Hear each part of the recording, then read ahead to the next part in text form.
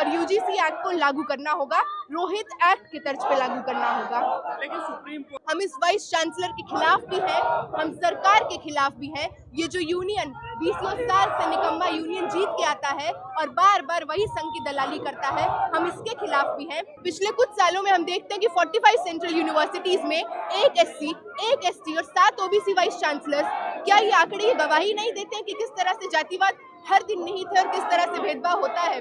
जो मनुस्मृति ये बात कहती है कि वेद के उच्चारण को भी मार्जिनलाइज कास्ट सुन ले तो कान में शीशा पिघला कर डालो, ऐसे कानून को हम नामंजूर करते हैं। जो बिल साफ तौर से कहता है कि यूजीसी को ही खत्म कर देंगे, तो ये षड्यंत्र शुरू से हम देख पा रहे थे। यूजीसी गाइडलाइंस भी तो कहता है कि vice chancellor ex officio chairperson होगा।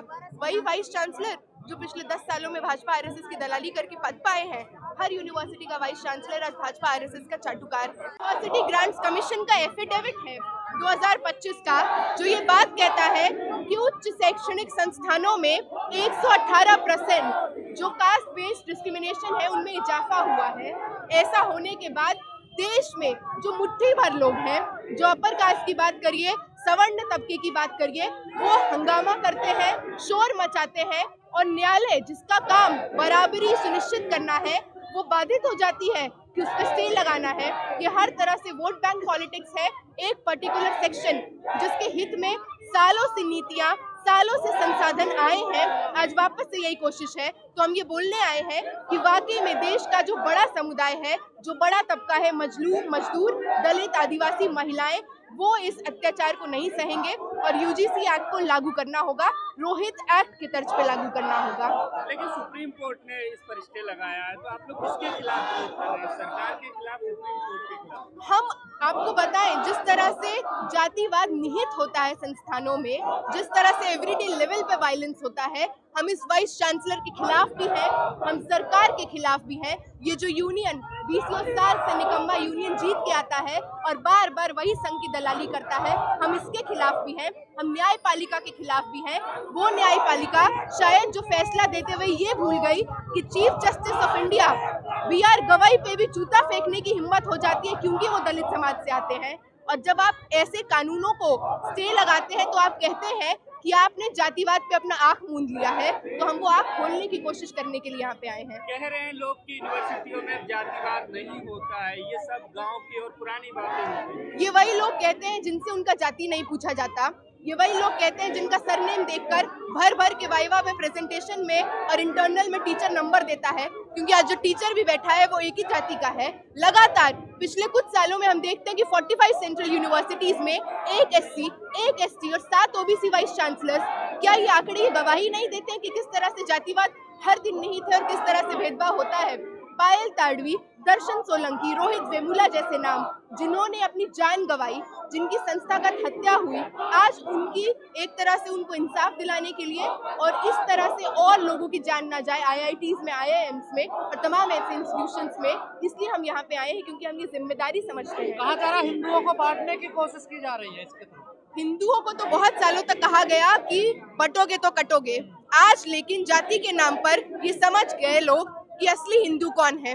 असली हिंदू तो अपर कास्ट पुरुष ही है, क्योंकि जिस दिन ये सरकार जो चीख चीख कर दुआई देती है कि संविधान की जगह मनुस्मृति को ले आओ, वो मनुस्मृति जो कहता है कि महिलाओं की जगह देश में नहीं है, महिलाओं को अपनी स्वतंत्रता से अपना डिसीजन लेने मत दीजिए। कभी बाप, कभी भाई, कभी पति, कभी बेटा उनके डिसीजंस ले। जो मनुस्मृति ये बात कहती है कि वेद के उच्चारण को भी मार्जिनलाइज कास्ट सुन ले तो कान में शीशा पिघला कर डालो, ऐसे कानून को हम नामंजूर करते हैं। और इसीलिए जरूरत है बार बार, जब तक इसको लागू नहीं किया जाता, बार बार सड़कों को आबाद करने का काम इस देश के छात्र करते रहेंगे। समर्थन में क्या लग रहा है? 15 का 7, 85 को लात आप यहाँ पर पोस्टर में कई लोगों ने लिख रखा है। बिल्कुल, सरकार देखिए, सरकार ने बहुत चालाकी से ये भी कर दिया कि ब्राउनी पॉइंट्स पे ले लिए सोशल जस्टिस के नाम पे कि यूजीसी बहुत प्रोग्रेसिव गाइडलाइन ला रही है, और वहीं दूसरी तरफ सवर्णों का, अपर कास्ट का दिल रखने के लिए, मन रखने के लिए स्टे भी लगा दिया गया।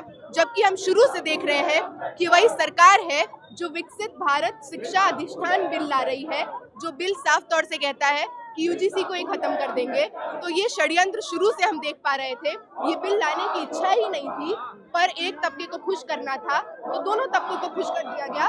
लेकिन गरीब, वंचित, शोषित ये षड्यंत्र समझते हैं, क्योंकि पिछले 12-15 साल से इस सरकार का दमन अलग अलग रूप में हम लोग झेल रहे हैं। संसद में मुद्दा क्यों नहीं उठ रहा? संसद भी चल रहा है, बजट सेशन चल रहा है। बिल्कुल चल रहा है। संसद में भी तो हर तरह की कोशिशों के बाद इनका मतलब लगातार जिस तरह से एक हेजीमनी और जिस आर्बिट्ररी तरीके से पार्लियामेंट को चलाया जाता है, हमें तो इसलिए भी लगता है कि विपक्ष इसलिए भी मौन है। लगातार कभी आप एमपीज को चुप करा देंगे, कभी ईडी भेज देंगे, कभी सीबीआई भेज देंगे, कभी उनको इस्तीफा दिलवा देंगे, तो लगातार हम लोग देखते हैं। ये तो सवर्णों को झूठा फंसाया जाएगा। ऐसा बिल्कुल नहीं है। जो लोग सदियों से राजपाट सुख भोगते आए हैं, आज तिलमिला उठे हैं कि कैसे उनकी क्लास में बैठा SC ST OBC उनकी आंख में आंख डालकर देख लेगा, कैसे वो कुछ भी कह देंगे और कल तक उन पे जो कार्रवाई नहीं होती थी, अकाउंटेबिलिटी नहीं होती थी, आज सब बौखलाहट में सड़क पर इसलिए हैं क्योंकि उनको लग रहा है कि अच्छा क्या SC ST OBC महिलाओं से भी हमको तमीज से बात करनी पड़ेगी। तो ये बौखलाहट वर्चस्व बचाने का है, किसी भी तरह के अन्याय होने का नहीं। कहा जा रहा है कि अब गधों को घोड़ा बनाने का काम किया जा रहा है। ये बात अपने आप में इतनी जातिवादी है। जब आप किसी भी तरह से मार्जिनलाइज तबके से आ रहे लोग जब अपने हक हकूक के लिए लड़ते हैं और उनको आप गधा कहते हैं, ये वाक्य अपने आप में बताता है ये गाइडलाइंस कितनी जरूरी है। प्रधानमंत्री की जाति बताई जा रही थी, प्रधानमंत्री का भी तो विरोध हो रहा था जब ये गाइडलाइन। बिल्कुल, प्रधानमंत्री जो एक तरह से हिंदू हृदय सम्राट और लगातार दुनिया में जाते हैं तो छाती ठोक के कहते हैं उस देश का रहने वाला हूँ जिस देश के DNA में डेमोक्रेसी है, उनको भी तेलिया बता दिया गया। तो ये जातिवाद है। पर जातिवाद को लेकर जो बातें की जा रही, कह रहे अब ऐसा तो कुछ है ही नहीं देश में, देखिए सब कुछ ठीक हो चला है। ऐसा ये राजनीति हो रही है, और जैसे आपने 80-20 का जो बात की है, देखिए ये तो देखिए राजनीति तो सालों से होती आ रही है जाति के नाम पर वो राजनीति से फायदा कुछ चंद लोगों को हो रहा है और वो चंद लोग एक पर्टिकुलर कास्ट के हैं। लगातार हम देखते हैं कि किस तरह से इस देश में ये हिम्मत हो जाती है कि किसी दलित आदिवासी व्यक्ति के मुंह पे पेशाब कर दिया जाएगा। जिस यूनिवर्सिटी के प्रांगण में हम लोग ने एक दलित छात्र को अपने कैबिन में बुलाया और उनके साथ जातिगत हिंसा की, मारपीट की, गाली गलौज किया, हम लोग लगातार लड़े।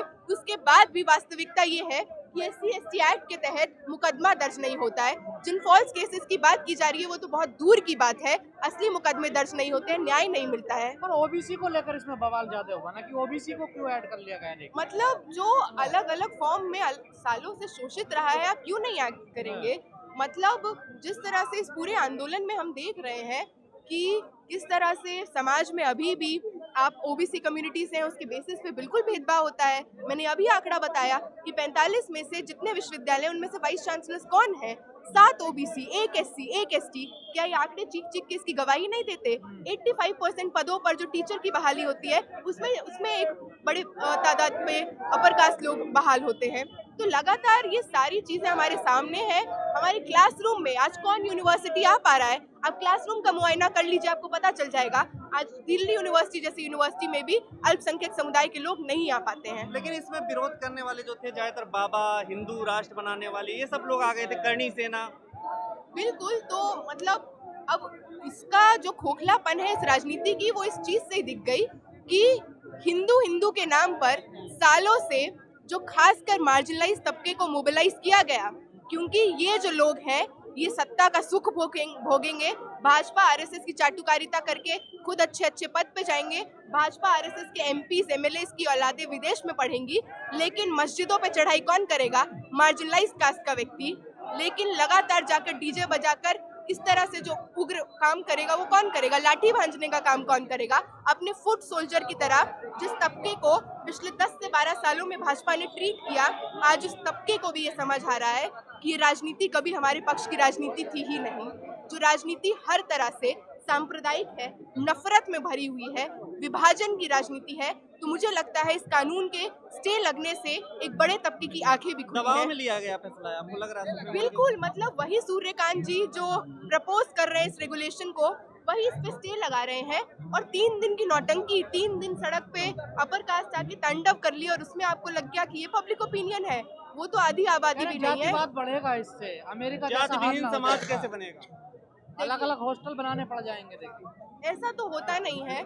आप इन रेगुलेशंस को बेहतर रूप से लागू करें तो जातिवाद कैसे बढ़ेगा? इन्हीं यूनिवर्सिटीज में SC ST cell, equal opportunity cell, internal complaints committee जैसे सेल मौजूद है। लेकिन प्रॉब्लम ये नहीं है, प्रॉब्लम है इंटेंशन का। आपने उनको इतना खोखला कर दिया है। यूजीसी गाइडलाइंस भी तो कहता है कि vice chancellor ex officio chairperson होगा। वही वाइस चांसलर जो पिछले 10 सालों में भाजपा आरएसएस की दलाली करके पद पाए हैं। हर यूनिवर्सिटी का वाइस चांसलर आज भाजपा आरएसएस का चाटुकार है। तो हम लोग जब ये रेगुलेशन को अपहोल्ड करते हैं तो हम ये भी कह रहे हैं बार बार कि रोहित एक्ट के तर्ज पे इसको लागू करना होगा। भारत बंद के लिए उन्होंने बुला लिया था, आप लोग कुछ ऐसा नहीं कर रहे हैं, मतलब इधर से नहीं दिख रहा है इतना विरोध। नहीं, बिल्कुल आप देखिए लोग आना शुरू हुए हैं। आज ही का कॉल देखिए, जिस तरह से देश भर में आज के कॉल को मनाया जा रहा है, और इस तरह से बिल्कुल ही अगर अपहोल्ड नहीं होगा, स्टे नहीं हटाया जाएगा तो बिल्कुल एक बड़े आंदोलन का रूप लेगा।